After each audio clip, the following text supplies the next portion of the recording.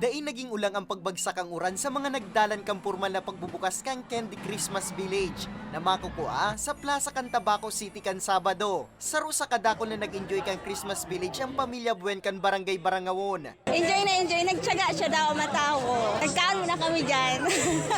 Sagod na, mahalat may magpailaw. Daimang pinalampas kang mag-ilusyon na sindaalin asin Marian ang pagbubukas kang Christmas Village na suminakto ng God sa ikaduwang taon ninda bilang mag-ilusyon. Sa susunod na taon, ganun pa rin tayo dito. Kasama pa rin kita. Stay strong lang. Sana maging kami na hanggang lolo. Ang magbabarkadang ini, may kanya-kanyang hugot sa nasabing pailaw. Pag nakatakon niya, on siya. Dati po single, ngayon taken. Sir, dating taken, ngayon single.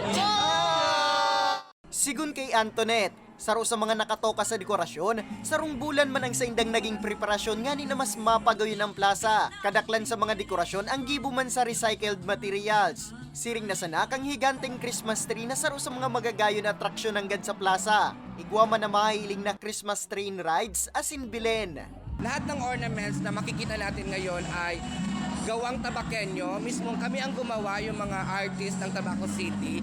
And then, lahat personalized. Labi man ang kaugma ni Tabaco City Mayor Crisel Agman Luestro sa trayumpok ang pagbubukas kang Candyland Christmas Village. Lahat naman tayo gusto ng candy, lahat naman tayo naging bata at pag Christmas talaga para sa mga bata yan. Hindi lang sa bata ang edad, kundi bata ang puso. Mientras tanto, apwera sa mga nagliliwanagang dekorasyon, may makukuha man na food bazaar sa gilid kan plaza. Para sa mga istoryang tatak Bicol, Nomer Corporal,